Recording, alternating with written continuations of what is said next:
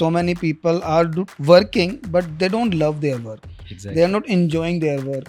That's the main thing. It's because of that missing love and passion, we are seeing the discrepancy in almost every profession. Start appreciating whatever we have done. It could be just even like, putting clothes to dry. Let us put it in the most best way where you can fold it. Most mundane thing. Look at ways and means where you can enjoy whatever we are doing. So that is the best way to live life, is what I have felt. Small things, if you start appreciating, then we don't need very big things. Very big things are always like, you go into rat race. So you have a car, best car today, tomorrow you look for Benz, tomorrow you look for Rolls Royce, and then there is no end to all that. But if you are happy even going in a normal regular government bus and start enjoying whatever is there in your surrounding, then probably you would have. I do that. I just take a bag and then have a bottle of water, and then I just go, even not knowing where I am going. I will just go to a random destination. For me, my journey is a destination. Destination is not the destination. So my journey is something which I want to enjoy. So I have done that. I will do that. So small things, if we start enjoying, I think life will be much more better rather than always aiming for sky. Not everybody will get a sky every time. Hello everyone. Welcome to another episode of Asli Kahani podcast. There are few people who got that chance in society to follow their passion professionally and be into professional field also. We have an amazing guest with us today who is into full-time Carnatic classical music. He born into a family of full of musicians. From generations they are into music, and apart from that, he is worked in automotive industries, aerospace industries. He's a mechanical engineer having double degrees. So many things to speak about him. So instead of wasting time, I'll directly move into welcome Chintapalli Somshekhar sir. Thanks a lot for taking out time today. And we have so many things. I have written many things from varied industries. We'll be talking, and I know today it's something I'll be sitting silent, and I'll be getting so much of wisdoms and knowledge from your side. Okay, to begin with, I want you to just take us through the journey, like how it feels to born in a family that into music from generations. Still, you have followed your professional journey into mechanical engineering, and how was your upbringing and how's the journey? Thanks for having me. It's a pleasure, talking to you all and coming into this setup. Like you mentioned, so I come from come in a family wherein we are musicians since 15th century. I come from a family called Chintalapalli. There are two villages or two places in Karnataka which have 800 years of Carnatic classical music history. One is Chintalapalli, from where I come, and then the other one is Rudrapatnam in the Hassan district. We are into classical musicians for generations. So my great grandfather was also a Asthan Vidwan in Mysore as well as elsewhere, all around India. My grandfather was also an Asthan Vidwan in Mysore. I would probably tell that I am blessed to be there in the family, to be born in a family of classical music. And then at the outset, I was also thinking about it, that, maybe when you were framing that question, I was thinking, okay, maybe most of us who were born in the family, even when we were in the womb, we were exposed to classical music, because my whole of our upbringing has happened in our ancestral house in Malleshwaram. That road is actually named after my grandfather, the 4th Cross swimming pool extension in Malleshwaram, Chintalpalli Ramchandra Rao Road. So that is what has been named after him. We were in a joint family, 30 to 35 people staying in a single house. Anywhere and everywhere there was only music. So either my grandfather was teaching somebody, or he was singing, my father was singing, my uncles were singing, or there was music through some kind of a radio or something. So the entire atmosphere was music. So this is how our childhood was. And we were there with probably 12 to 14 of grandchildren, our parents and other siblings all together. And invariably we would have many guests whom we would not even know. every time we sat, there will be about 20 to 25 people for in the dinner, and my grandfather always wanted to see all the grandchildren's right next to him, in front of him, when he is sitting for the dinner. So that is how our upbringing was. So all the grandfather, his children, grandchildren, everybody will have dinner together no matter what every day. So this is how our upbringing was, and I would probably term it as blessed to be born in such a setup. How you feel, like, because you were born and brought up in the joint family, like, I don't want to use that word joint because that's the real family. Exactly. I don't know why we came up with the word joint family and now nuclear family and all those things. Exactly. So what main difference you feel, because now you will be meeting different friends who are into nuclear family and they didn't get the chance to stay with the big families and all. How you feel the difference in their mindset and the approach towards life? What major difference you feel when you compare to others? See, one of the biggest advantages of joint family is you have a person for anything. So any kind of adversity, I know that there were many cases where people were hospitalized, and people would come to our house, and then they would probably stay here and then get operated, get to the medical assistances and other things. We never faced a challenge like who is going to take the food, who is going to be there with the patient. So such kind of questions were not even thought of, because we had so many people in the support system. Invariably one person would get up at 5 o'clock and he will take the morning coffee. Earlier setup, you would probably know that the food or coffee, or it would not be available in the nursing homes or the hospitals. Now of course with the super speciality, everything is available. But somebody to stay with the patient, who would stay? Anybody would stay, because we have so much people, we have so much of support system around us. The same instance where this is how the life has transformed into.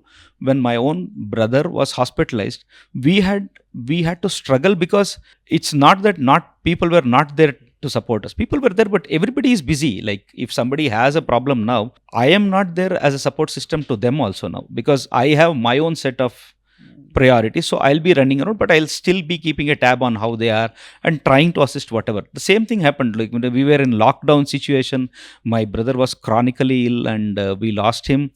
But that support system was a huge, depleted facility at that point of time.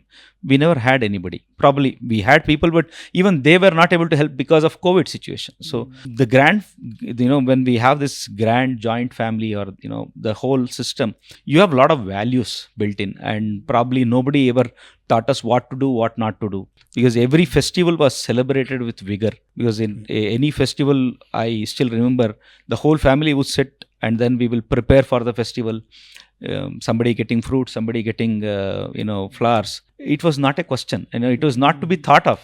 It was all automatic that somebody would bring in, and then we will all sit together, have the festival, enjoy the food collectively. It used to be a very nice time. Of course there are some drawbacks of that also, where privacy and other minor issues would come, but by and large I would say that support system was something amazing. I definitely miss it. Having seen both the worlds, I still feel I will lean on to that any day, rather than to the so-called nuclear system. This was not the thing what I wanted to ask, because as the joint family thing came. Correct. So one more thing I want to go deeper in, and I want your views on that. Like when we were into joint families and big families, that time we didn't heard the words called depression, anxieties. Now we are more towards like we are making ourselves, we are self-dependent, and we don't want anyone.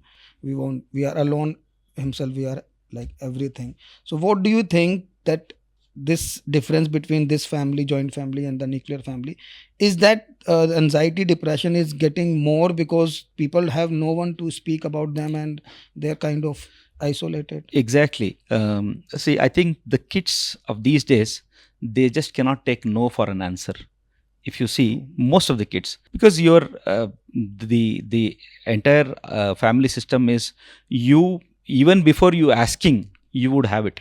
So in your upbringing, whether they are financially affluent or not, but the support system gives you almost whatever you need. Everything is actually taken for granted. But when the same kid goes into industry or comes outside, life does not give him whatever he wants. So no will be, there'll be more no's than yeses. So that is the cause of depression, what we are seeing generally by and large. But one more aspect which I want to tell you was, with a joint setup, there is actually physically also we don't have a place. We adjust physically also. Mentally also there is no space for depression. You have so many people around, so many things happening with you around. There is no place for depression actually. So if you are down, something else will pull it up. So you are actually pulled up and taken away. And you have more social responsibility, more so, like, maybe if I wanted a toy, and my father or my parents or whoever it is, they would actually financially they are okay to give it also, to get it to me also. But then there is a social responsibility with them that, maybe I cannot just take one toy for him, because we have at least 5 to 6 or 8 small kids. So you have a social responsibility there, that either you're taking 8 toys or you're taking something where all the kids play together. So sharing, caring comes naturally, and you will, I would say that you will become better human being in such kind of a system, is my my thought process. Because I have seen that as well as this world, whereas my kid is actually my son has come into a system with nuclear family setup, whereas I, or even my wife, is also from the same background, and my cousins, we see. So there is a huge difference in the thought process. As you grown up, okay, in generally people thinks for basic educations and all, but for you, instead of one, you have done 2 degrees, and being in this kind of atmosphere, what sparked your interest towards mechanical engineering? How mechanical engineering enter in your life?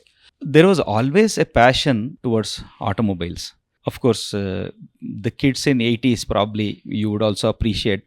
For us, taking the local transport, and then the local transport driver is a hero to us. That is how we would see him.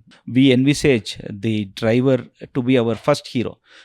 That is the system. And then naturally I was attracted to many such things in mechanical domain. But per se, I would not say that okay, I always had this passion or the dream of doing mechanical engineering, everything. Because when I graduated, or when I started my engineering, or when I finished my 12th standard, that is what is called as a pre-university now, there was nobody to guide me. We all have postulates which we have been hearing from ages. At that time, one of the postulates, or one of the things which mechanical is evergreen. I don't know what is evergreen, what is ever violet, or what is ever blue. I wouldn't say the same thing now, but okay, mechanical is evergreen, so let him take mechanical. And I was also attracted, so that was already there. So we naturally went on, although I could have just taken into the software and then ended up being a software engineer. But in fact, me and my brother, we took mechanical engineering as our degree, and then started progressing. And then also during the time, I felt a need that, okay, after about 8 to 10 years, I felt that, okay, I needed a little bit of upskilling. So that's when I did a master's. And then even very recently, I also felt that, okay, there is one more reskilling needed in me. So I just took up another MTech course, just to challenge my son that, okay, see, it's not that only you are going through all this. I will also take another master degree and then do it at this age. So we did it. In fact, my wife is also pursuing MA now.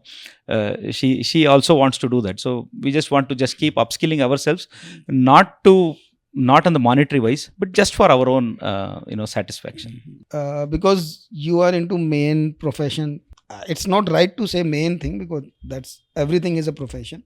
So being into full-time work, how you manage to be regularly in touch with the music, how difficult it was, and what being into art helps you to stand out in your professional work. Whatever you like always becomes your passion.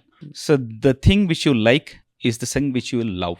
So once there is love, you will always look forward to do that. So like I was just telling you about my background, music was always there. So probably with forefathers, and then also albeit that I did not appreciate that history as how much I would appreciate now, after having known that we come from such legacy of musicians. But music was always there, and we were initiated into the music path as early as 8-10 years, 7 years, 8 years. We were just initiated through my grandfather.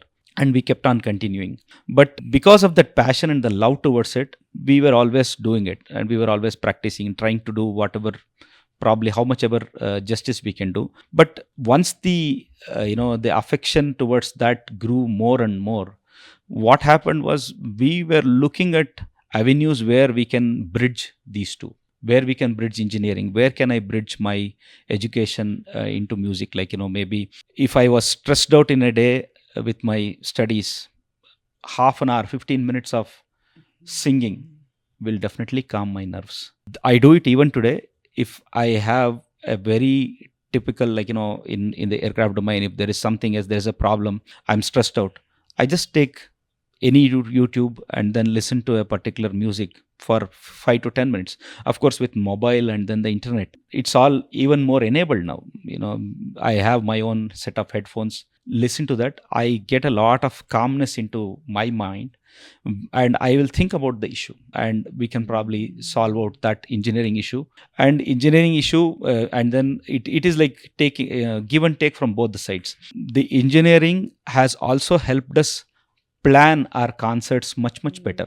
So when, say, like, we go through a project in an engineering, so there's a lot of project management that goes, there's a lot of details, a lot of attention to the detail that goes in. So every step, so we call that as a work breakdown structure and product breakdown structure. So when you are looking at an aircraft and then looking at probably something in the wing, so then you go into the product breakdown structure. You have aircraft, then you have engines, you have products, then you have different parts. So, and then you are looking at this part where you need to concentrate. So that is the product breakdown structure. And work breakdown structure is like, okay, what is it that you are going to do? You take this, do this part, and then probably analyze, do, and then do the reporting, etc. And then you go into a great detail as to how big should be your report, what are the details you need to include, what is it that is in focus, and what is it that is out of focus. So that is the Six Sigma terminology, what they call in focus and out of focus. So we bring in all the parameters and then we segregate. Okay, for this pertinent envelope, these are the aspects which we include, and these are not what we are talking, because some are obviously assumed and some do not matter. So the same kind of preparation, me and my brother, when we would give concerts, when I give concerts now, or when we even organize events, because we have our own trust that we organize concerts through that. So we go minute to minute detail of how things would pan out. We can envisage the time that takes for a particular guest to come, sit in the stage, how much time he would talk, what are the errands that could go wrong. So you can actually visualize much better, and then deep dive into the situation, and then be prepared for the emergencies. So the contingencies can be planned much better. So this is something which engineering has given us, that kind of insight to look into the detail. So you can go into the detail and then dive to any depth and then come out. If not that, you are completely prepared for all the contingencies, at least that preparation will always be there, where if there is anything that is completely surprising, you are well prepared. Now, whatever knowledge you are gaining, it will help you every step of your life. Exactly. So I think that's a nice example of how you are blending.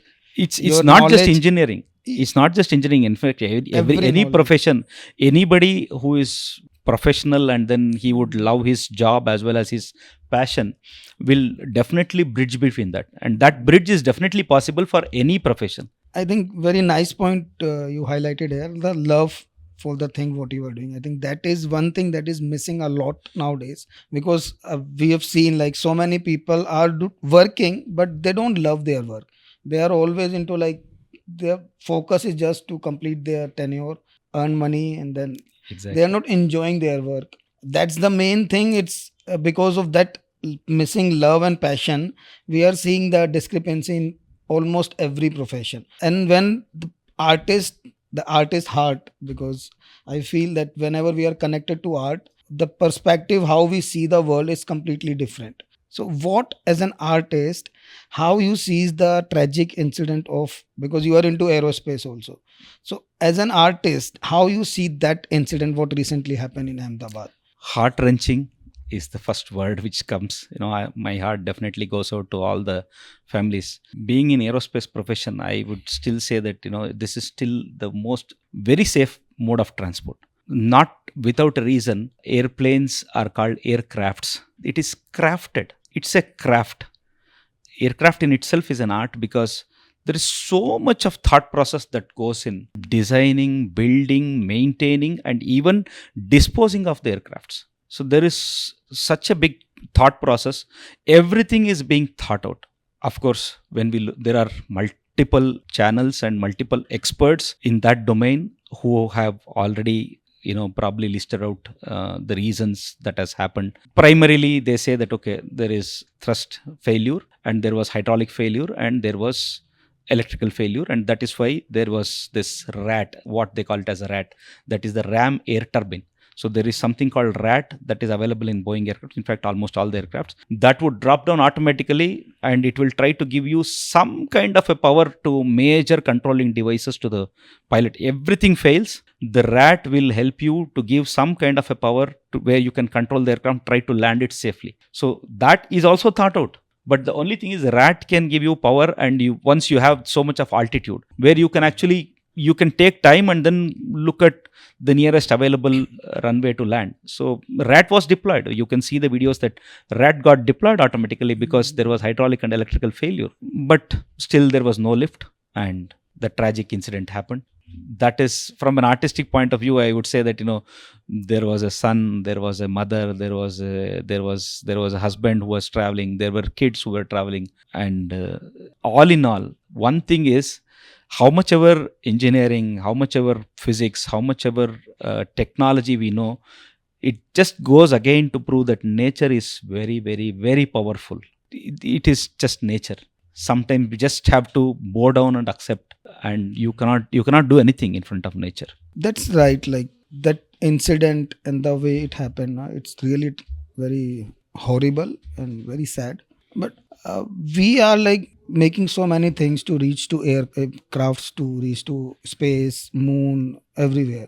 How difficult or why are we not like able to create an anti-inflammable and like the aircraft that will not catch fires? Is it just because of cost, or we have some technological barriers or something? Let's take an example of making a bank safe. So you can make a bank safe in 1 inch thick iron sheet which will not catch fire.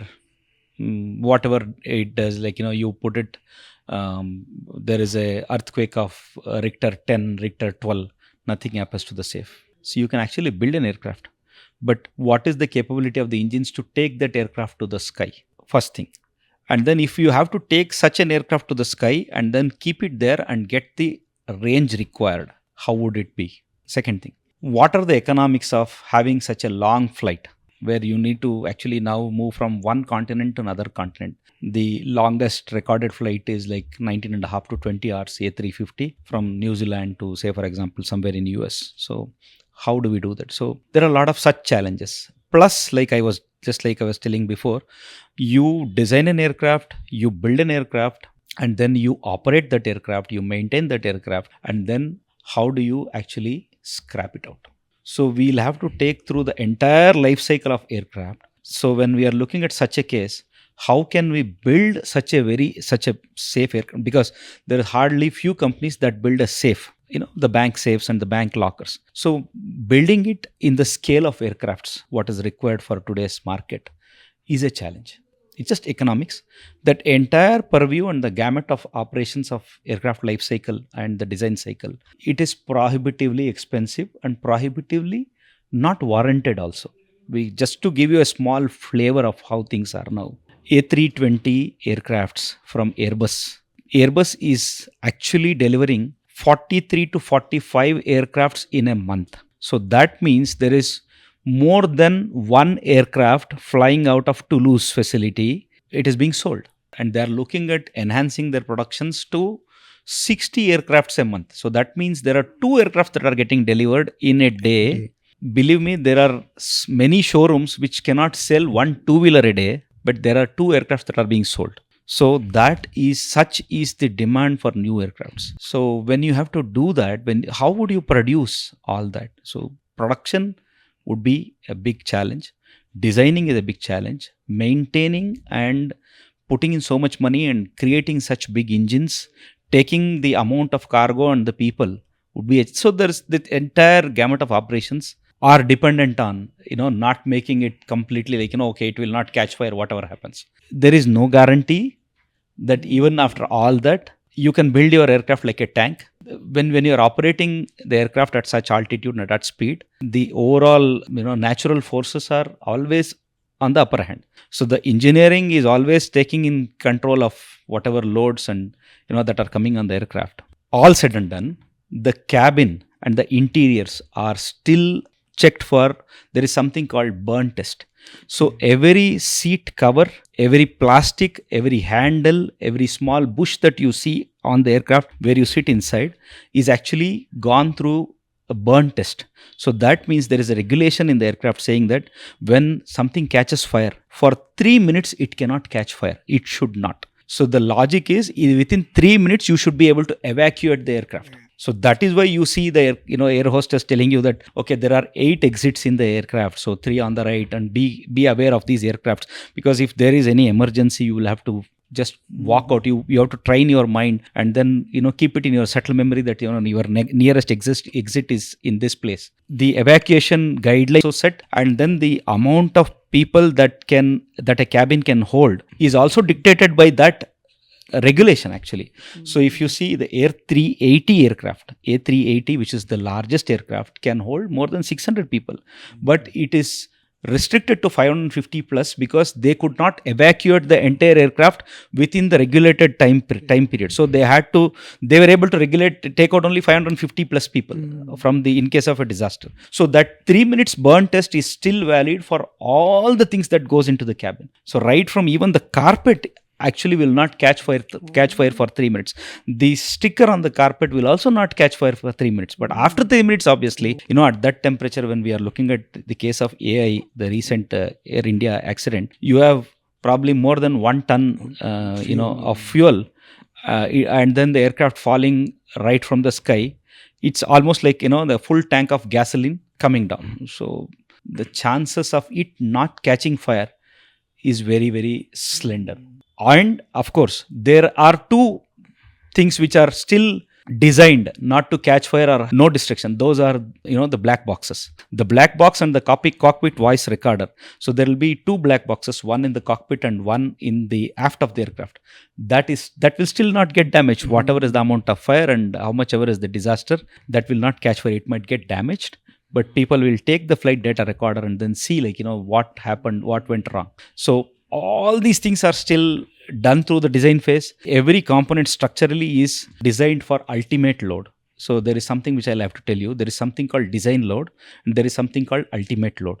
Throughout the life cycle of the aircraft, the most highest load that can come on the aircraft component or on the aircraft is called design load. There will be lakhs and lakhs of load cases for which the aircraft is tested. But the aircraft is not designed for design load, but it is designed for ultimate load. That means it is 1.5 times of your design load. So if the load is probably 200 kgs or 300 newtons, for example, let's say, the aircraft is designed for 300 into 1.5 times. And it is physically tested, and the regulation states that it should withstand the ultimate load for this specified amount of time. So that is also a very big time interval, probably 180 seconds or whatever. So with all that caution and all that engineering, all that thought process, again, like I said earlier, nature is always stronger. You said like a very nice point you highlighted here, that every small component has to be based on the regulations and all those things. And you have you worked with organization who manufacture seats. And when it comes to travel, the seat comfort is a very major thing. Like people prefer all those. So what do you think, like what all innovations are happening in the component level of all these things? We can just going through, at least taking in the Indian market, there were cars, let's say Ambassador, Fiat, or the Premier Padmini, and then we have Maruti, then we have all the post 93, 97, we have foreign cars that have come. So there was a situation where there was a bench seat. You had one seat in the front one seat in the back. It's a single row seat. Gradually, the seats became more comfortable. You added plushness into it. The cabin became very quieter, right? So there was nothing called quietness inside the cabin. Now you see that the cabins are quieter. These come into the domain of interiors. So this is the same even with aircraft industry also. So there is a give and take between the aircraft and the automotive industry. In fact, most premium private jets, like companies like Cessna aircrafts, Bombardier has private jets. Those people actually, Cessna actually took help from Mercedes Benz to design their interiors and then the seating, because Mercedes Benz, all said and done, is a pioneer in the comfort industry in the car. So that amount of give and take is there. So when from a bench seat perspective, now there was a situation where you got your own individual captain seat, what they call it, with your armrests, etc. So individual seats. So from then on, earlier seats were fixed. So now the design innovation came where you can move your seats front. You can go front and aft according to the individual height. Then came a situation where you can move your seats up and down. Then you had this tilt steering where you can actually adjust it for comfort. All these come under interior comfort. This comes into interiors where a big word, what they call it as NVH. So NVH stands for noise, vibration and harshness. NVH is a very big domain in engineering. So you can see that automotives have become quieter.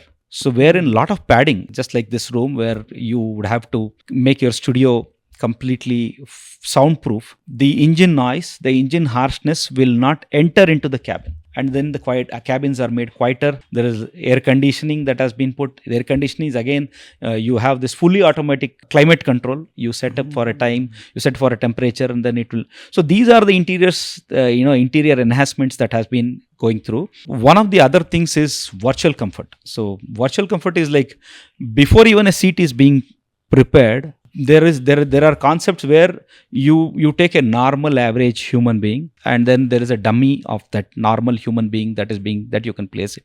You put him into the seat that what you want to design, and then see how comfortable is the seating. So there are parameters like what is your torso angle when you hold the steering, and then what is your thigh angle, how much of thigh support. You will hear people talking about lumbar support, thigh support. So all these aspects, so it is like meat to metal. That is something what they call in the seating domain. When somebody is sitting, there is his meat that is acting or interacting with the seat, and where are your pressure points, where are your pain points. So all these studies have been going on. So, and to give you the most comfortable posture and most plush seat that is possible. And you will also hear in the recent domain that there is ventilated seats, right? So now you have a seat, there is a convective air, that gets blown through. There is a pump and then cold air. You can heat your seats, you can actually cool your seats.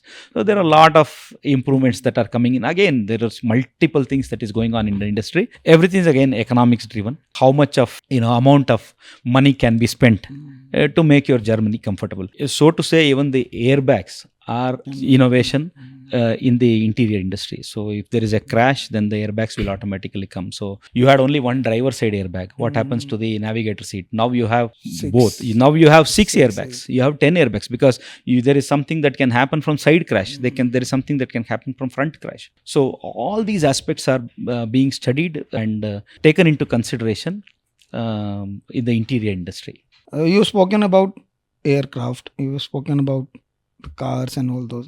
And another important mode of transport in India we have, like that's a railway. And like you have a very deep passion towards railway. So few things I want to understand about railway transport also. Like if you can just walk us through firstly the difference between the meter gauge and the broad gauge. Apart from that, like electrification and anti-collision system. What Correct. Is like safety of the future coming in the railways? So when we look at the history of India, there were railways in pockets for each of the kingdoms. So Mysore state had its own railway, Baroda state had its own railway, and then Sikandrabad in and around they had railways. So they all were getting amalgamated into one Indian railway network. So when that happened, you had different gauges. So you had narrow gauge, and then two aspects in narrow gauge. One was 2 feet narrow gauge, so the lines were 2 feet apart. The other one was 2 feet 6 inches narrow gauge, and then meter gauge, which is like it says 1 meter gauge. Then the standard gauge is available. I think what Metro uses is standard gauge, somewhere around 1.4.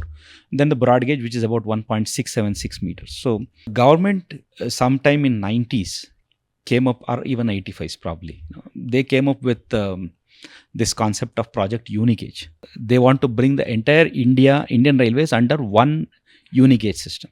So earlier, probably in 80s, people in 80s can actually appreciate that. So when we had, say, when I had to travel from, say, Bangalore to Mumbai, or even, say, for example, Mantralaya, some of the places where people generally go from Karnataka, they go to Mantralaya.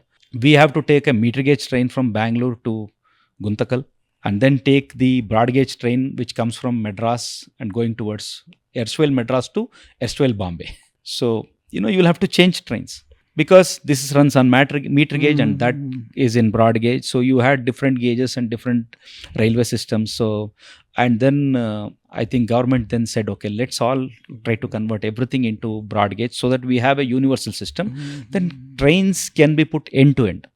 So that was the concept. You still have meter gauge and narrow gauge. Some of very small pockets in Rajasthan are still operating, and that is more on heritage.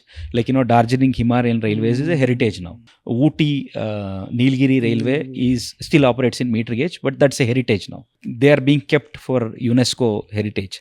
So that's how the unigauge started. So we came from narrow gauge, meter gauge to broad gauge. Now everything is broad gauge. So same way, there were a lot of improvements with respect to locomotives also. So you had meter gauge locomotives, and then became narrow gauge, narrow gauge, meter gauge locomotives. Now we have broad gauge. Now everything is being converted into electric now.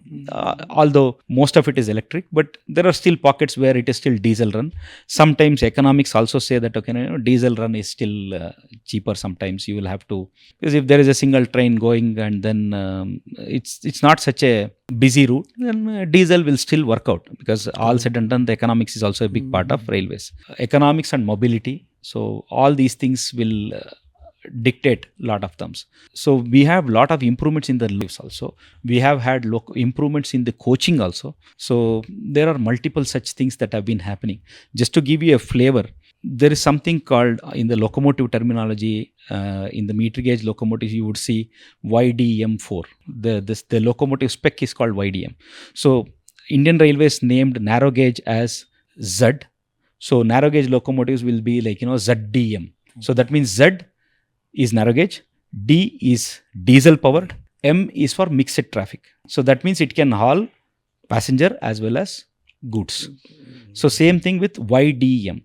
Okay, so then we had WDMs. So that is wide gauge, broad gauge, diesel, and then M is for mixed traffic. So that means the loco can be used for a passenger train as well as for goods train. So that was all. They were all from a company called Alco, and then our diesel locomotive works got the technology transfer, and we were building those. Alco was an American locomotive company. So Alco.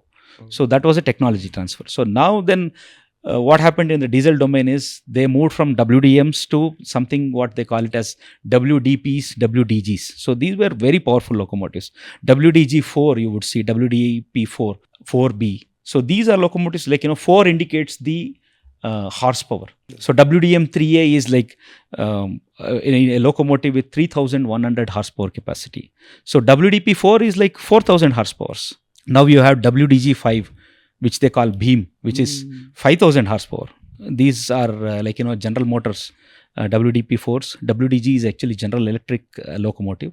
And when it came to electric locomotives, they started off with WAP, WAG. So W is again wide gauge, A is AC power, P is passenger or goods. So WAP1 and then WAP4 was the workhorse of Indian Railways. Now WAP7, you can see every locomotive white color, WAP7 and WAP5s. These are very powerful locos. So such kind of improvements have happened in locomotives also. And from our traditional ICF coaches, you see something called LHB coaches now.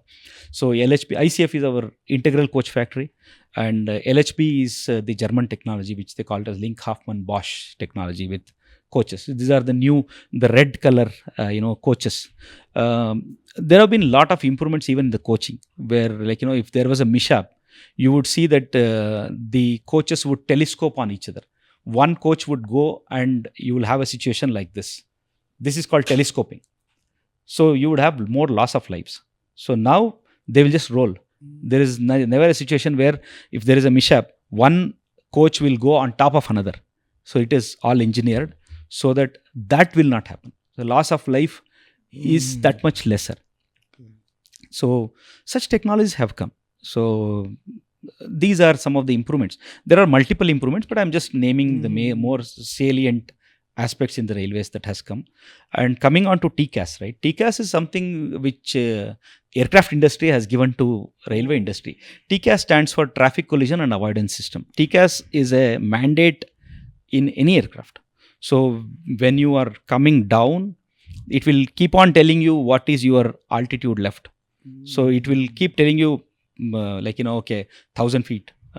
You can actually calibrate it to tell it in meters or feet. 1,000 feet remaining, 50 feet remaining, and then there is a minimum. It starts shouting out even when normal landing is happening, right? It keeps on telling, okay, you are now to 50, 100 minimums. That's how the cockpit sounds.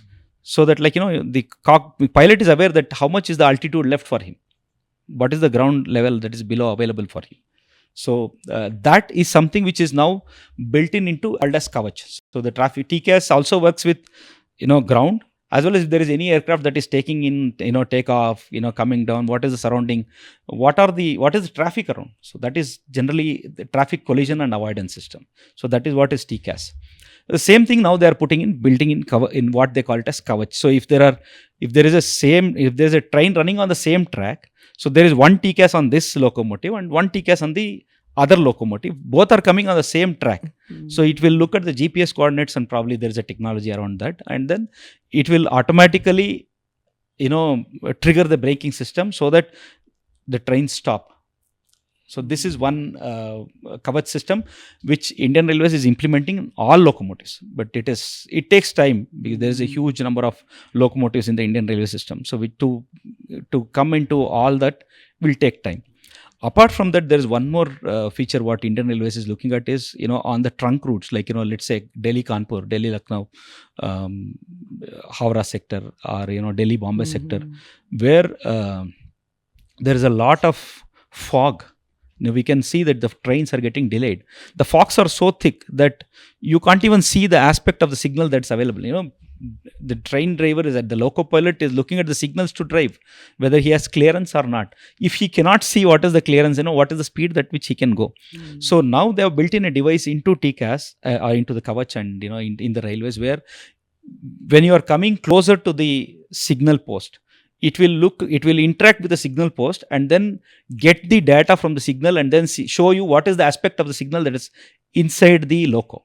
So even though outside there is fog, the loco pilot cannot see, but he can see what is the aspect in the locomotive itself, and he can drive faster or drive safer. So that is also being implemented, but it takes time. It takes time for our network, of such network. Huge network. It takes time. Challenge with the railways now, it's really the challenge and innovation both. It's going like they are very best friends, the challenges and innovation. So when it comes to, because we recently inaugurated the engineering marvel in India, that Chenab Bridge in Kashmir. True. So how do you take this, like the human innovation and the Indian capability when it comes to railways? I would say pride. That is the first word that comes out to my mind, because earlier if somebody had to build a bridge, then probably we will go to an outside country, and then many a times we will take their expertise or their engineering designs, and then we'll bring and try to create, and it will take a long time. But now I think all this started with there is something called RITES. RITES. This is both for rail infrastructure. It started for rail, but again, it was completely for all sort of projects. So every project, the survey is being done by RITES. So they will do the survey, they will do the economic viability, they will also give you the problem, best design out of it. So they are very strong now. So it was created, I think, in 1974 and started working. So now we are, I think, completely matured. So we are able to build such beautiful bridges. So we can actually stand shoulder to shoulder with other countries and then say that we also have all the required talent and infrastructure to actually build one. So we might take a minor help from here and there, but yes, who will not take that? But it's all completely Indianized. And one thing is we should look at it with pride, enjoy. That is something that comes.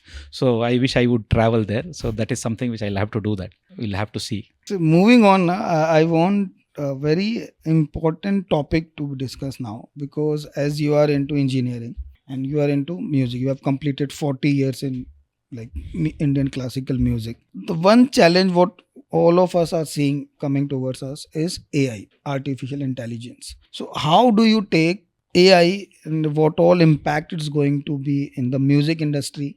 Because as I very little I know about music, but how I connect, that is like humanly connection between the art and the humans. So when it's come to AI, how AI is going to disturb this industry? I would say we have to use it to complement rather than to create negativity or disturbance, one thing. But without even branding it as AI, we were always using many of such instruments. If you see, it's been almost more than 20 years, 25 years now, people started using electronic tanpura. So electronic tanpura is a sort of AI only. So now if you have to brand, it's a AI now. But without even branding it as AI, we have been using electronic tanpura, the digital tanpuras, digital metronomes. There are digital veenas. There are digital, you have violin with an amplifier stuck. The traditional violin where the entire sound, you will have to get your sound by pressing the strings. So now you have an amplifier put on the face of the violin, which will actually enhance. Many people use amplifiers. So we have been using all that without actually branding it as AI. So only thing is, the good thing with all that is it has been complementing our classical music with whatever amount of tools, whatever we could use. So I can relate it once when my grandfather had a concert in our native town, which is about probably 3 hours of drive from Bangalore. So at that time it was probably more than about 4 to 5 hours, because you'll have to take a bus from Bangalore to one place and then from there another bus village to the village there. So imagine carrying your big tanpura, which is actually very delicate. So with huge number of people around, anybody, it's subjected to breakage anytime. So with all the strings attached, and suddenly one string snaps off, you don't have anything there. So now with digital tanpura, it's a very small box, then you can carry it anywhere. So it has helped in portability of music, so to say. This is one aspect what I see with AI. There's one more aspect, especially with respect to dance, what we see. If you take a Bharatanatyam or any other Kathak or any other classical dance concert, you have a danseuses or a dancer, and then you had a particular group of performing musicians who would probably sing. There is a percussion instrument, there is a string instrument, plus there is, in case of Bharatanatyam, there is something called Natuvangam, a person who will actually recite the dance steps to which the danseuses or the dancer will actually perform. So this entire gamut had to go for a concert. So now if you see, what has happened is, entire thing is actually programmed. So now you have the song with all those things which are already sung and then recorded. So you just take your mobile, you take a small speaker, and then it's only the danceuse that is required to go, and she can actually put on that, and then she can actually perform for a concert.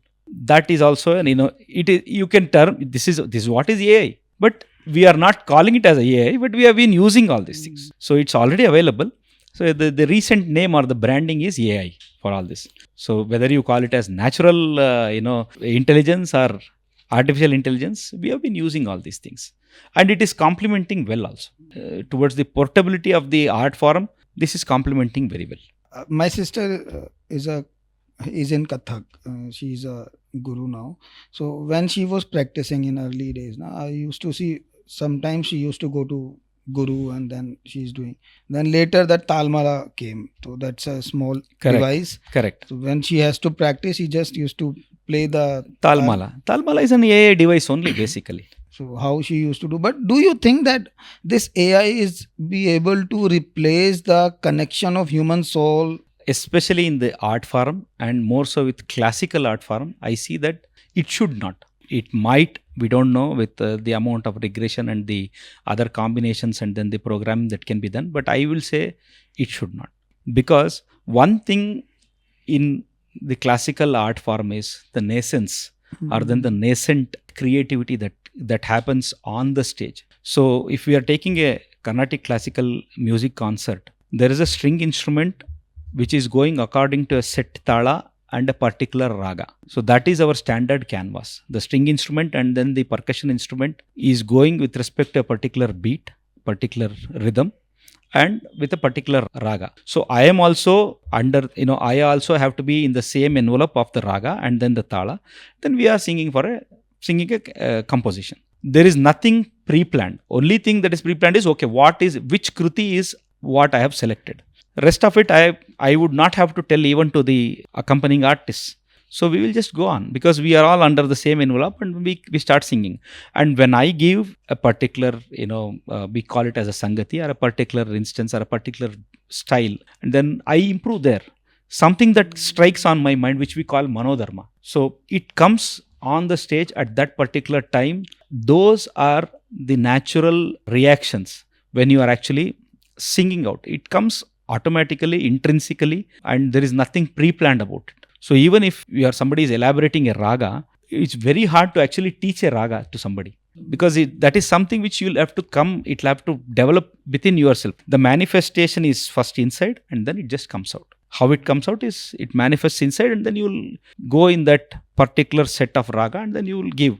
So you have the liberty to sing a raga, and then the string instrument person will also take the same raga and he has the liberty to perform even better, match it, give an entirely different emotion out of the same raga. And the same thing is with the rhythm also. So you set to a rhythm, but then in rhythm there is a particular set of thala, or what we call it as in the rhythm system. So it is set for a particular time frame and a particular system. So the combinations what a mridangist would generate, or the percussion instrument, it is for him. So you can give your combination, he will give your combination. So everybody is trying to create the best out of it, and everything is unnatural and nascent. So this is the beauty of classical music. This happens for all classical varieties. So this is the advantage. This is where I feel that, okay, AI, of course you will have to program everything into it, but somebody who will program is still a person. So that is what I see with AI and classical music per se. So classical music is something nascent. So we will have to enjoy then and there, at that moment. So because it is creative, that is where the audience will actually enjoy. The ecstasy comes from the creation at that moment, at the spur of the moment. See, you have spent nice time and you have seen like transition in multiple industries, being from how technology entered in our life and how it was the early education, if we go back like 4-5 decades back. Recently that AI development and that so-called chat GPT in the market, the way students are researching nowadays, it's completely changed. Earlier in the days, like we used to go on the field and do research. Now they have everything on the fingertips. So what's your take on this approach? Like students also, they are using AI tools instead of going out and having that hands-on experience to research something. If they are using it to improve whatever they already have, it's always a good thing. But if you are trying to use ChatGPT to create anything and everything, you will succeed initially. But when you have a situation where it is not available in ChatGPT, then probably you will not work. One place like, ChatGPT can be very helpful is, okay, you write a report, you write a paragraph, or you write an abstract and then give it to ChatGPT. ChatGPT will take it and then give you in a very better presentable way. So you will take out subjectivity out, and then you will be very precise, concise, to the point. That's all where you will have to use it as a supplementively, basically. Whatever you can complement your natural writing ways or natural ways of working is always helpful. We have been using AI. It's not that it is not termed as AI. There are instances where things were helping people. calculator is an AI basically. So you were calculating everything by hand and mind. So you started using calculators. You started using computers. If you remember, if we look at Boeing 747 aircraft, the US Air Force One, they call the US president always travels in Boeing 747. It is called always Air Force One. Air Force One. 747 when it was designed in 1960s was designed completely using slide rules, where you will use slide rule to calculate. There were no calculators at that point, no computers. It was our hand calculation. We call it as hand calculation because your basic strength of material calculations, engineering mechanics calculations are hand calculations. And then somebody took these calculations and put it into computers, and there were softwares for structural analysis. So now there are multiple softwares for structural analysis. There are multiple softwares for thermal analysis. There is something called computational fluid dynamics. So where you will look at how a fluid would flow inside a pipe. What is the air, what are the air dynamics around an aircraft. So everything can be done through fluid dynamics. There are softwares. Because the problem is complex, the software will do it for us. So you will not do it using hand calculation. You can do it, but it will be laborious and humanly it will be very difficult. We have been using such softwares. Those softwares are still available. People are using it. It's not that people are calling it as AI. AI will take into account your engineering or your calculations. It will also look at your historical data and then give you what is the best possible answer. So there you you formulate a problem, submit it to computer for runs, then it will solve and give it to you. And then you will have to interpret the results. So even with AI, how much ever it gives you a result out of, be it an engineering calculation or even let it be like, somebody has to write something, maybe 3-page or blog. So if he uses ChatGPT, finally it is that person who will have to evaluate, okay, whatever ChatGPT has given, does it make sense or not? There is information that is built in, but then the knowledge is something which a person has to use his human intellect and then take it whether it is right, wrong, or you need to improve more or whatever it is. So that final no-go decision is still with humans. This is my take on it. You have explained in a very well way and like very amazingly that whatever AI things are there, it's like we should have the prior knowledge to use it. Somebody who is built in is actually a person. He is also a human being who has built in all the intelligence. There is a standard statement just for fun. So no amount of artificial intelligence can actually help the natural stupidity. True. If people are inherently stupid naturally, you do whatever artificial intelligence, you will not be able to help them. These are tools which can take you to an extent, but the final decision should always remain with us. It should. I am not telling that it will always, but if it remains, then what will happen is you will have control on the system. But if there is a mundane thing, routine thing where it is laborious, and when you have these routine, laborious, monotonous things, so that's when human brain can actually doze off and then you are susceptible to make mistakes. So in such a case, definitely use AI. So like you said in metros, now they are trying this driverless metro. It's a standard case of AI only. So you have pre-programmed that this metro will run for this distance, stop here within these two limits and then move ahead. So it's a laborious thing because there is always that fatigue that comes in and then there might be an error. So if you can remove the human error and make it safer, we are always for AI. So anything that makes your life better, safer, and keep your intellect within yourself and you are controlling the system, you'll use AI. You don't go into the system. It's all like our education system. Let's come because you have spent long time in teaching. Now you already have the Vidvat status with you, so you teach classical music also. One thing what I always, whenever I met someone now who are into towards education and who has knowledge, I always ask, I have a big problem with the word called fresher.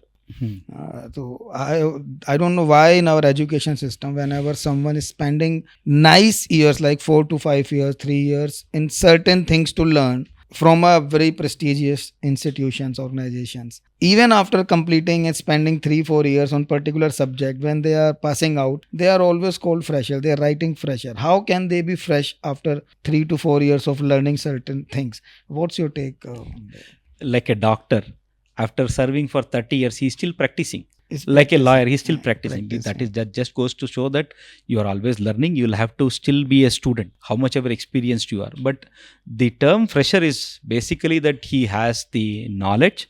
The application is something which he has to develop. So fresher, like, in an engineering sense, if we have to say, there are concepts in strength of materials. If a fresher is doing something, stress in a part is basically your load by area. It is the same whether fresher is calculating the stress value or an experienced person is calculating the stress value. It is still still load by area. Pressure is always force per unit area. But only thing is, fresher in his college would know the concepts, whereas the experienced professional will look at how is it that he can use that particular concept to the problem in hand. It's like you have taken a course with a driving school where they try to simulate every kind of environment. You go sit in the simulator also, and then pass out. RTO gives you a set of rules, and there is a track. You take your car there, you go through, you are perfect, you will get your driving license. So you are fresher. But you bring the car into the roads, you will have a different challenge. So now you know the concept of driving a car in case of adversity, what you need to do, in case where you can go faster, where you will have to go slower. All those rules. But how would you apply that to a particular situation on the road? That makes you an experienced driver. So more and more you drive, you become experienced. Otherwise, you are fresh out of your school where you know the concepts, but the bridging the gap is missing. So that is where you have physics, you had physics, set of rules being converted into technology where it is all applicability through engineering. So now you have all the applicability, and how is it that you are going to translate that into the problem in your hand? Because every problem, every project is new. And then how can you implement the concepts to the best of your knowledge and to the best of your ability to get the best out of the project what you are working in? What I understood, like everything depends on the guidance and the surroundings. How The more you do it, the more you get better at it. How much you are practicing, as Yes. you said. The practicing is like, I would say, when I used to graduate bachelor's in mechanical engineering, we had 64 subjects. 64 subjects in 8 semesters.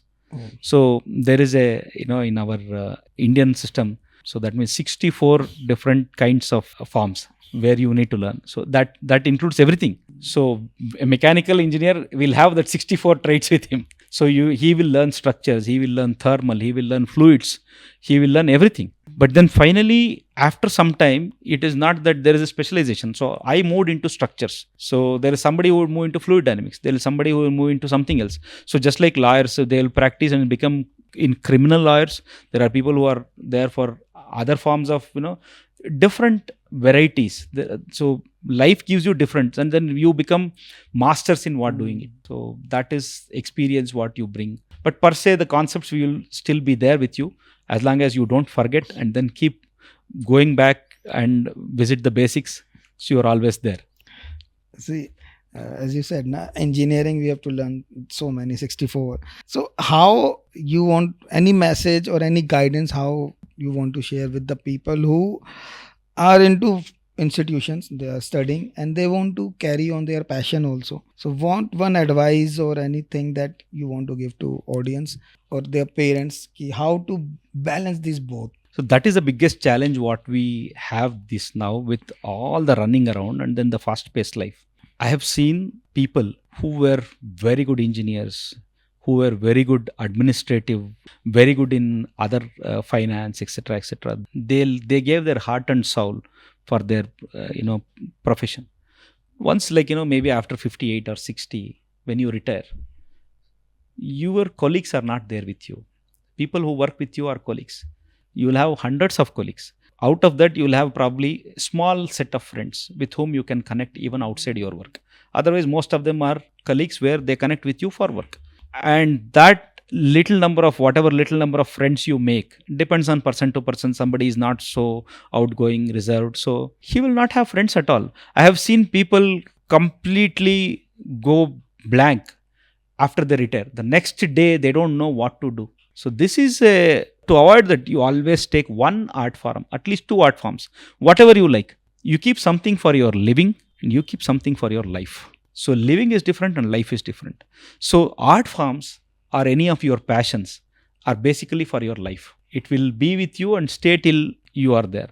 Living is something which you can actually change also. There have been many multiple mechanical engineers who have gone on become lawyers, who have become software engineers now, become musicians. Like, maybe I will quit mechanical engineering and I can become something else.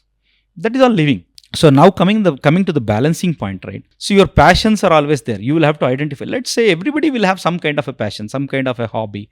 So your hobby is something which you do occasionally.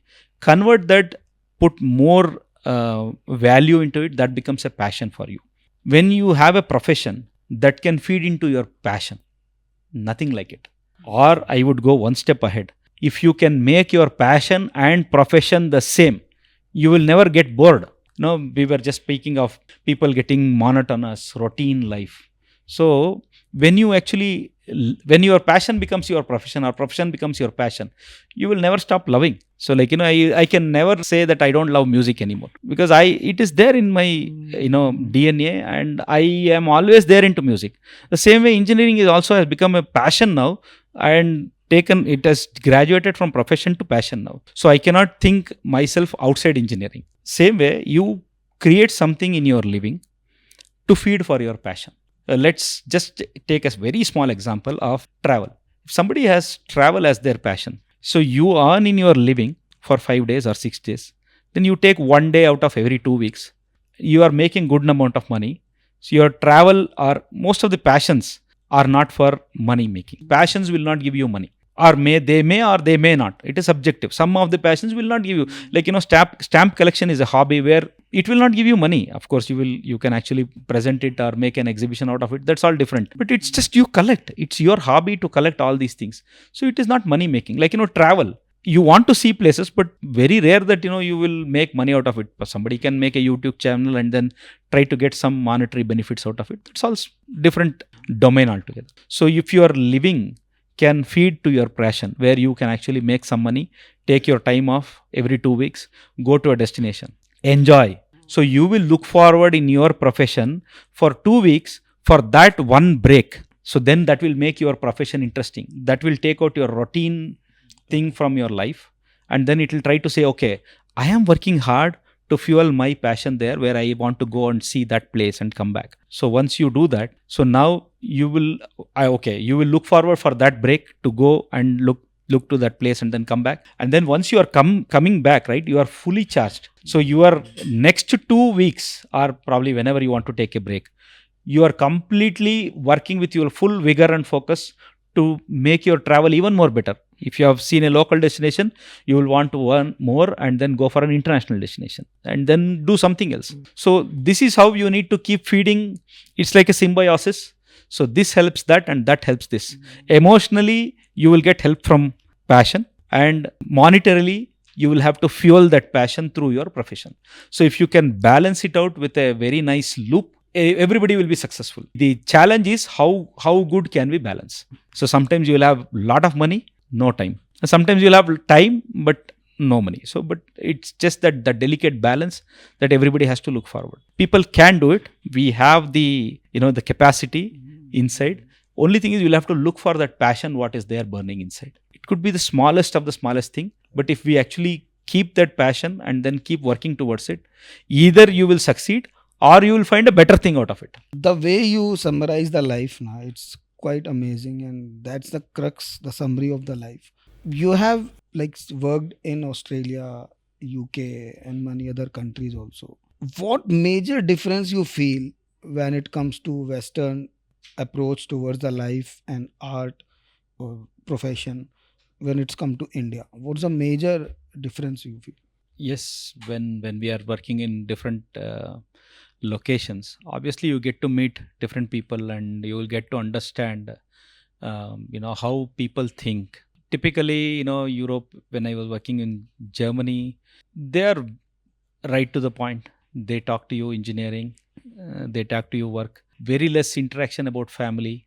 You are good, they are good, and your connect is mostly with respect to work and nothing outside. They're very close people, and they have their, and it's only when somebody is very very close that you get into their family or talk about your or their personal life. US people are more friendly. the first thing they always start, typically most of the conversations when you are working with US is, first is weather, what did you do now, how was your day going, things like that. And they'll also look and ask about your family, and they're open to, most of them, it's not everybody, that most of them are, they're like, they also want to introduce you, and you all, they want to, some, like, I have had friends who wanted to know about our culture, they tell about their culture, they talk about a lot of things. So this is something which I have seen in Australia also. They're typically in between, they are neither here nor there. They are okay with mixing, melting pot, where they'll talk a little bit about your personal things, but one thing is, they all want their work to be done. They are very, very professional, most of them are very professional. They break down their work, and then they have an understanding the entire activity that is going to happen. So they probably, we can also adopt it. In fact, many of us will adopt it. So once you know what is required of each person, once you break down your entire activity, so your goals, your inputs, everything is well defined. So then it will become easier to work. So the other advantage of working with US or Germany, what I personally saw was, in case of the aircrafts, we are closer to the aircraft. So you can actually go into the shop floor and look at how the aircraft is built. You can actually touch the product. You can see how an aircraft is, how big it is. Because when you actually work on a computer, let's say that you are working on a small toy, for example. You put it in your screen, and you also bring a Boeing 747 plane or A380. You put it in your screen, and they look the same. So you will not appreciate the the mightiness of the product also, or the attention to detail in some of the cases. So the more you are closer to the product, you will definitely realize. Because this is what, when I saw there was a person with whom I learned a lot about stress and mechanical engineering in aeronautical development agency. He was always telling, any opportunity you go to get to see any aircraft, jump on it. So he would mandate us to go from ADA to HAL every 2 weeks once at least, to go and see the aircraft, any aircraft that's available in the hangar. Just go touch, because the more you see the aircraft, the more you understand the aircraft. So this is what he was telling, and this is what I also felt, that when I went to, say, for example, Airbus facilities, or even with Cessna aircrafts in US, you can go and see the product. So you will interact with with the engineers there. You will also interact with the pilots, and you will get to know more about how things are, what it is. Aircraft is not just your basic mechanical engineering. The other facet some of my peers in US gave me is, engineering and designing is all one, manufacturing is also one, but to get the aircraft certified, the amount of paperwork that needs to be done is entirely different. So all your calculation is all on one hand, but the reports that go to FAA are entirely different. The Federal Aviation Authority is the one who will certify your aircraft. So what is it that FAA is looking in the aircraft? How can you explain to FAA that this aircraft is safe without telling the numbers? FAA does not want numbers. People are not interested in numbers. I want you to explain me that this aircraft is safer. How will you do it without numbers, and tell me in English? You tell your physics and your concepts in easily understandable way to me, and make this a safer aircraft. This is a very big step.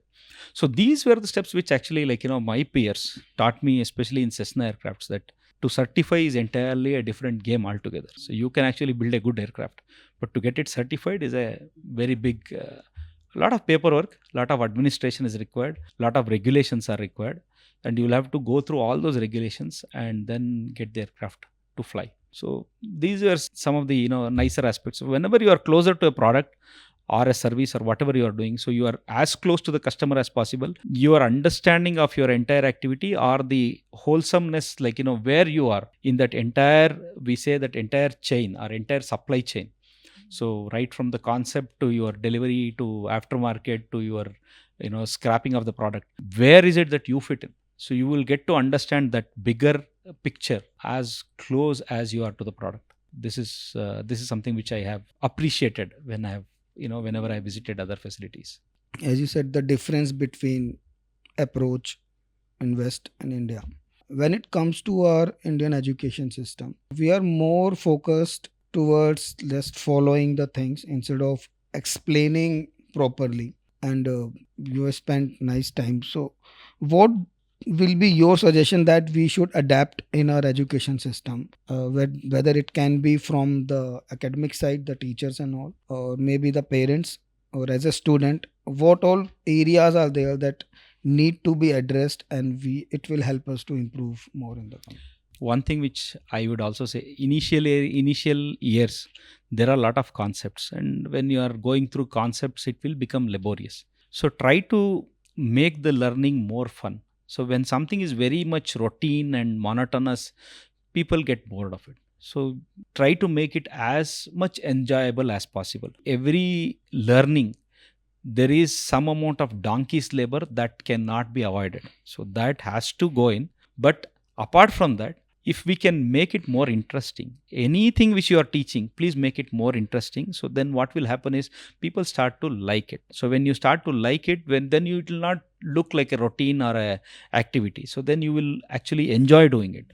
So you are like, one thing is whatever we are doing, if we start enjoying it, so that is one good thing. If somebody is teaching, make it more enjoyable. So if I am teaching classical music to a small kid, say for example 1 or 2 classes I teach the basics, then he'll get bored of it, because from the time he starts going through the basics, and then he starts to sing, or probably sing in front of at least 3-4 people a small composition, it takes a longer time for him. So in between, you make it interesting. You take a very small semi-classical song or a classical song or a very popular classical song, teach the kid. If he can grasp it, just teach it. I don't want him to be a master of it also. For him, just to enjoy the learning, I just teach this small song. He can actually sing for himself, if not for anybody.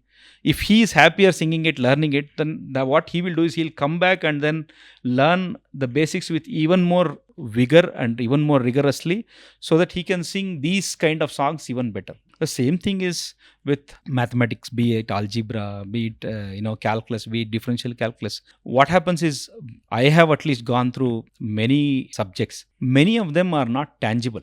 They are very abstract in nature, especially differential calculus, electrical engineering. If you go to electrical engineering, and then if we come to mechanical engineering, thermodynamics, these are all very abstract. Whereas if you come to civil engineering, strength of materials, okay, building a structure, you can actually appreciate, okay, this structure is 3 meters wide. So you can appreciate, okay, 3 meters. You have something tangible. But if somebody says, okay, this body is 325 degree Kelvin, it's very hard for him to imagine. So that abstractness will be there. So if you start telling the applications of it, like, if people would learn integration, differential calculus, etc. If they don't know where it is going to be used, for them it is another class of mathematics. So if you tell them, okay, differential calculus is this place is where you have a second order differential equation where you'll have to solve this. And these are the aspects. Your Newton's law is actually second order differential equation. If you can bridge that and then tell them the application of it, people will definitely take it with more focus. So once you have your focus, once you learn, once you like what you are learning, you will definitely enjoy. This is something maybe even the tutors and then the people who are learning and people who have put the curriculum give applications, then it will help them a lot. When somebody is learning thermodynamics, give them the IC engine background, give them the car backgrounds, give them all these things, and then it will help them to envisage, okay, where is it that I'm learning now, and where is it that it is actually taking you there, the destination, final destination. If at least you can give them a semblance of what it is, it will be a very good thing. It will help a lot. I really, when you were telling this now, I was feeling like why I was not taught all this thing in my academics or early education. Because if we could have taught in this way, we were like always taught ki, okay, you have to get the numbers, learn this equation, learn this formula, and go away. That's all. If someone tries to ask 2-3 times to the teacher, they like either humiliate him in front of complete class, otherwise they'll tag them that it's a बेवकूफ बच्चा, उसको कुछ समझ नहीं आता है. So it's really required, and that's why Asli Kahani took initiative to do podcast in a way that share information, and we feel that you should be a good listener. So our content is always based on something that people wants to learn. Then watch this. We don't go with the masala and sensational, all those things. In that series, it's another episode today. I learned a lot from you, sir. In coming days, we'll be doing more. Yeah, before moving and before wrapping up this thing, you have shared multiple times. You have said multiple times in this complete session. I want, like, if you can explain if music was not with you or you were not into music, how your life would be today? I would feel barren. I would feel big lacuna inside me if music was not there. I don't know, because I have never been a person without music, so I still cannot fathom or imagine what it could be without music. There are many people who do not have music, but the thing is, if there is no music, there will be something else. So it is for us to go into our inner self and then see, okay, what is it that I am liking apart from my chronicle daily routine things? What is it that I like apart from this? So if we can find out, so go inside yourself. So I can definitely say that, if music was not there, I would go to literature, I would read books. I still read a lot of books. There are multiple things which I'll appreciate. So start appreciating small things. If you start appreciating and start building gratitude inside you, obviously the art forms will come inside you. If you start grumping about things, then art forms will definitely stay away from you. I'm not telling even art forms. So anything you can appreciate, you will convert that into an art form. So anything that you start appreciating, your profession becomes your, they say yoga karmasu kaushalam. So when you are doing something, if you can do it to the best of your ability and where you can appreciate yourself, that is yoga. Then it will not become your routine work. So it will not become your routine karma, it will become a yoga. So that is something which you'll have to do. Start appreciating whatever we have done. It could be just even putting cloths to dry. Let us put it in the most best way where you can fold it. Most mundane thing. Look at ways and means where you can enjoy whatever we are doing. So that is the best way to live life, is what I have felt. Small things, if you start appreciating, then we don't need very big things. Very big things are always you go into rat race. So you have a car, best car today, tomorrow you look for Benz, tomorrow you look for Rolls Royce, and There's then no end. there is no end to all that. But if you are happy even going in a a normal regular government bus and start enjoying whatever is there in your surrounding, then probably you would have. I do that. I just take a bag and then have a bottle of water, and then I just go, even not knowing where I am going. I will just go to a random destination. For me, my journey is a destination. Destination is not the destination. So my journey is something which I want to enjoy. So I have done that. I will do that. So small things, if we start enjoying, I think life will be much more better, rather than always aiming for sky. Not everybody will get a sky every time. And whatever we have, you should be happy with that. Gratitude. Enjoy gratitude. Because there is something many people, whatever we have is a luxury for many people in India. Having 2 square meals a day is still a luxury for many people in India. So, but we don't just appreciate that includes me. Whatever I'm talking is including me. I'm also grumpy at many times, and but that is somewhere where everybody has to work upon themselves. So if we do that, it's a better world always. My world is what I feel, right? I don't care what other things are. But if I am making my world better, I That's always enough. live in a That's good place. more than enough. More, yeah. With this commitment that yes, we will make our love for ourselves improve every day and our world better in our way. Thanks a lot, Somshekhar sir, for your so much of knowledge and wisdom sharing with us. And we have a small appreciation token for you too. We want to present you that. With that, one more thing I want to share, as you said, discover yourself. We always feel that one good thing I learned in my journalism academics, we always have to cover the story with 5W1H. I want all of our audience to go and check what is 5W1H and give answer for this for yourself. I'll tell you few things. In 1W is what. What are you? What you want to be. Like that, H is how you are gonna do it. Like that, you have to go and search 5W1H and get answer for yourself ready for that.